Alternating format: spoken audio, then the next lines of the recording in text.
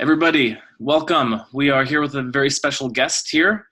You may recall Randy from a few weeks ago when he was giving his tips on his job search. And fortunately, Randy has recently found a very good job. And we wanted to invite him back on to talk about what worked very well with his job hunt. As you know, we are very interested in this series of live videos in talking with people about how to achieve success. And I would say that Randy is the latest success story here. So, our goal is for anyone who's listening to this podcast to be more successful than anyone who is not. And with that in mind, Randy, why don't you tell us a bit about, what did you think going into this job hunt? What were you expecting was going to happen? Well, it had been a very long time since I had written a resume or interviewed for a job. Most of my life, I've had my own company, so that was something very new for me. I did interviewed lots of people, but had not been interviewed for a job in, I don't know, 20 years. So it was a new process. And, I think like most folks, felt like it would go faster or hoped that it would go faster. Companies have their own timeline for hiring, and they move more slowly than I anticipated. I'm sort of an entrepreneur, so when I went out to hire somebody, I got with it and got it done in a reasonably short amount of time. But in the nonprofit world, they move a bit slower. Right. Now, having been on both sides of the interview table, do you feel like that helped you to be able to see things from the other perspective when you were getting questions? Yeah, definitely. As I was doing my research on the firms and preparing for the interview, I'm thinking about what are they really looking for?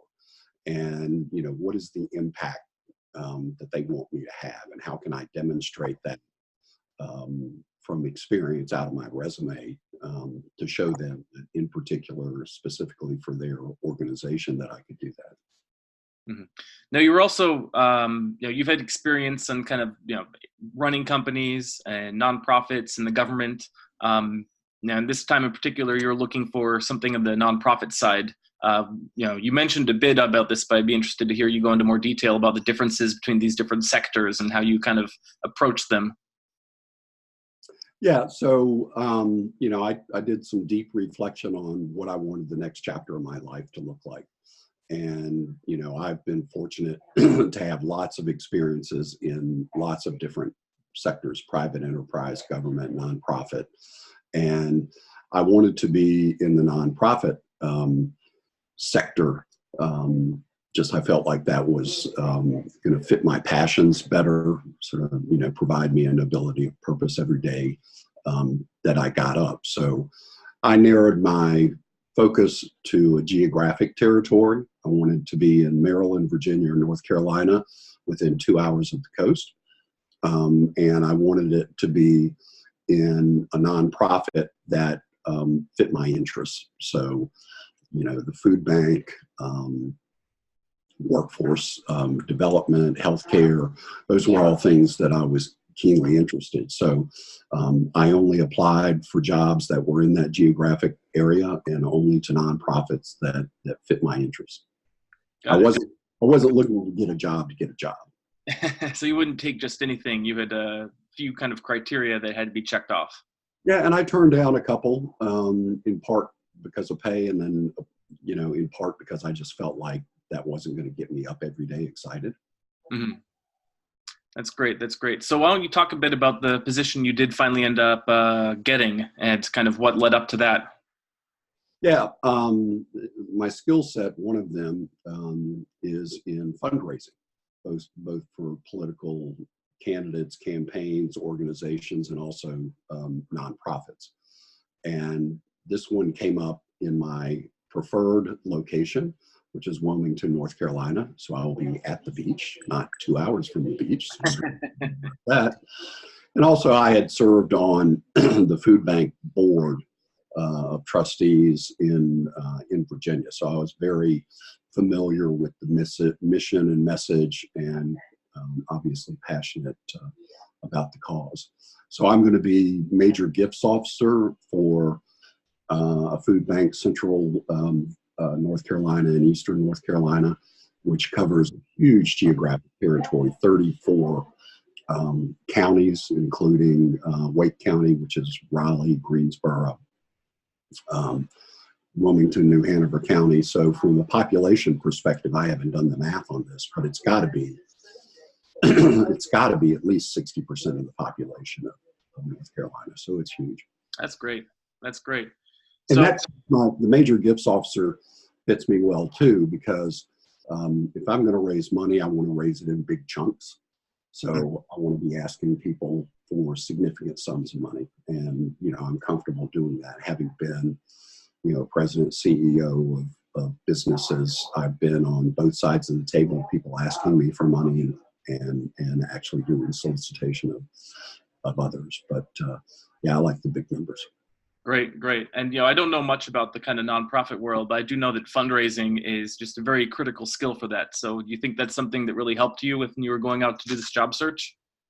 Yeah, I mean, I had a strong track record. I've done every aspect channel of fundraising, so I was skilled in all of them, in particular in major gifts. Right. I know one thing you'd said was that a lot of companies were coming back and saying that you were overqualified. Yes, I got several of those. And, in part, I was applying for positions that were a little downscale for my skill set, but I wanted the practice of applying, the practice of interviewing. Also, once they saw that, my qualifications, that perhaps they might decide that there was a better fit in the organization, or for that matter, and this happened where I got a referral to a couple other organizations. Those didn't pan out, but the referrals were there. Excellent. And also, some of those interviews, I was as qualified or more qualified than the person who was interviewing me. And so I think, which I don't have any problem with. I mean, they have the position, and so they're in that position of leadership. And strong leaders don't mind really talented people, and weak leaders are nervous about that. So I didn't want to go into a weak leader organization. Yeah, I think that makes sense. And then the one that you ended up with, how would you characterize that? Strong organization?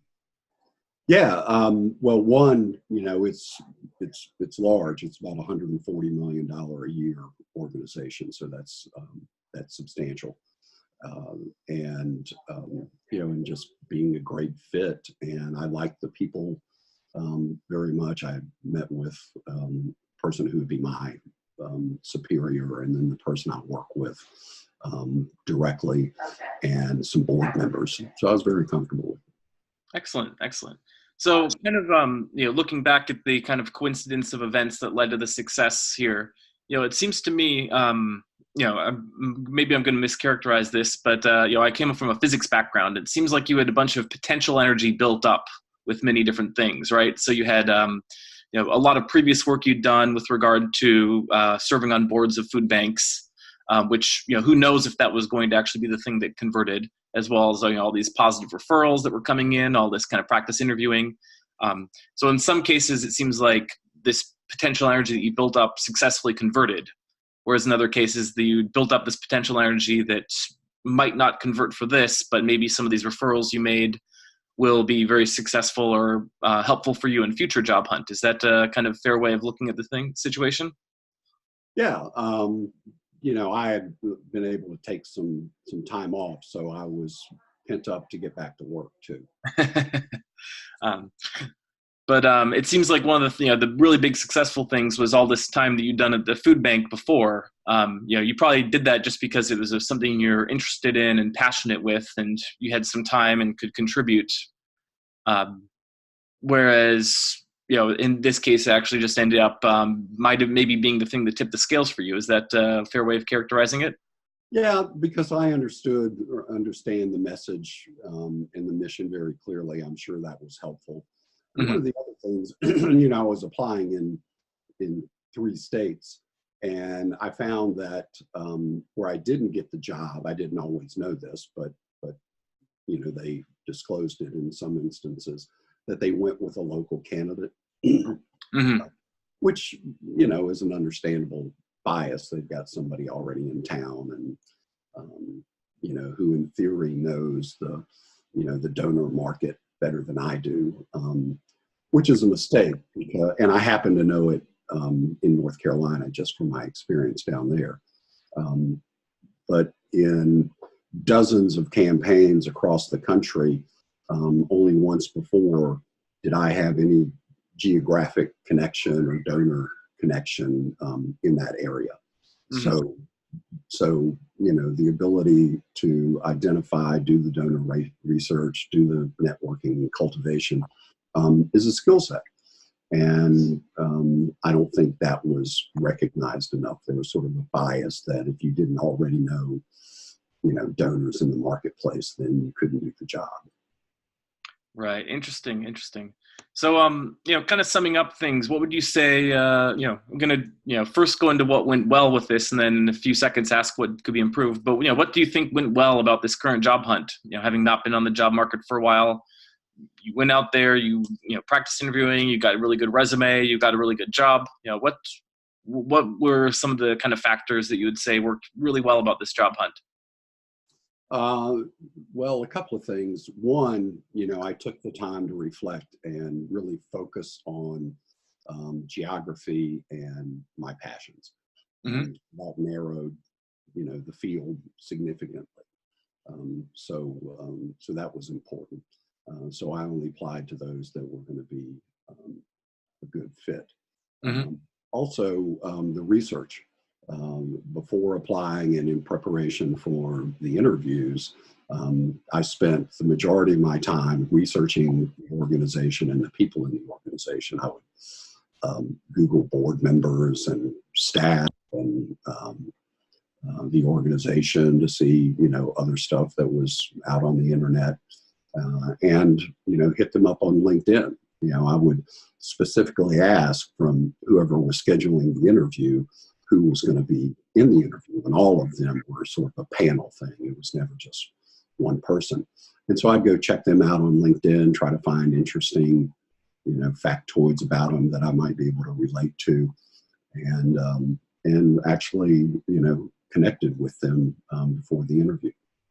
Yeah, that's such a useful trick to know that it's so easy to do, just to take a few minutes on LinkedIn. I'm surprised how few people actually take the kind of time to do that advanced research. So it's great to hear that was successful. And when I sent them a note to connect, I used it as an opportunity to tell a little bit about myself. So I pulled some narrative from my cover letter and stuck it in there because they saw lots of cover letters, and I boiled it down to, just a few sentences, and it was all good. And I imagine these are tricks that you picked up in the fundraising world that you just happened to apply across to the job seeking world. Yeah, I mean, in fundraising, you've got to connect positively with that prospective donor very, very quickly. Mm-hmm. So you've got to know everything about them. So, what's their hobby? Do they like horses? They like sports? What other nonprofits do they give to?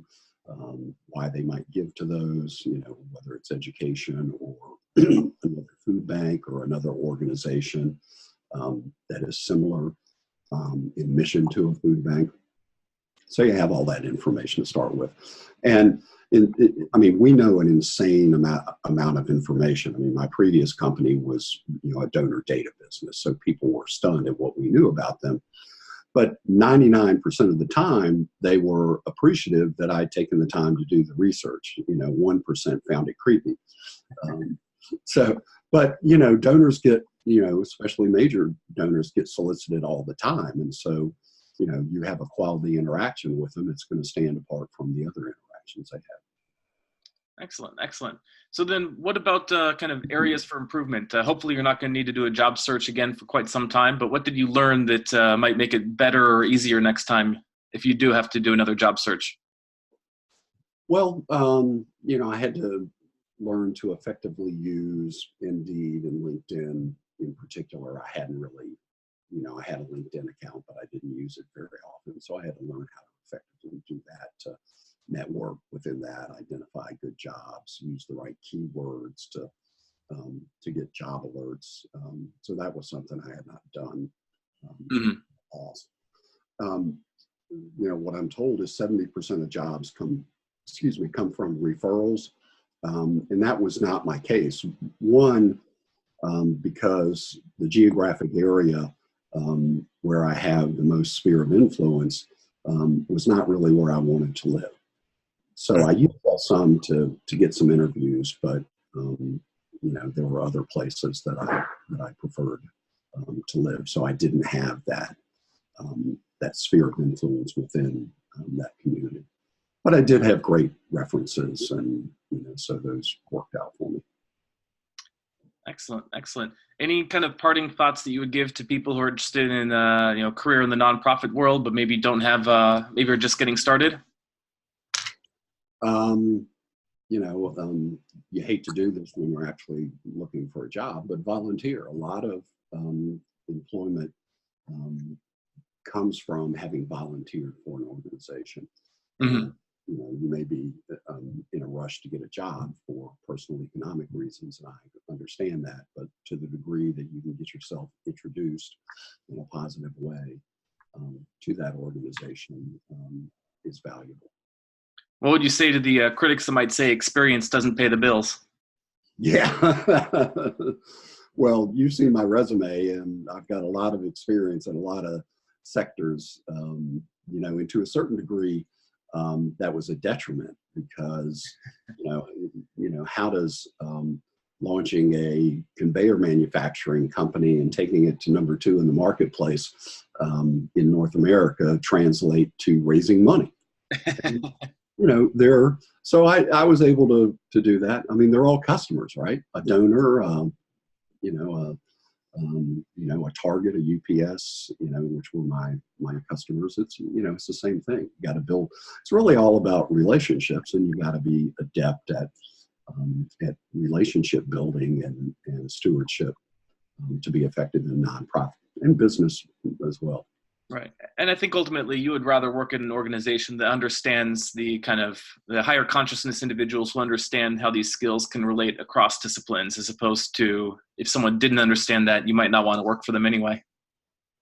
Yeah. I mean, that's not going to be a good cultural fit for me. And I found also, most of the jobs I applied for, you never hear anything back. They don't even say we selected somebody else, you didn't make the first cut, whatever.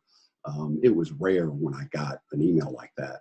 And I think that speaks to the character and culture of the organization. So if for some reason they were to come back to me, I would say no. I mean, if you don't have the decency to understand the stress, and the human factor of, searching for a job, then you're not very compassionate people and not really the team I want to be on.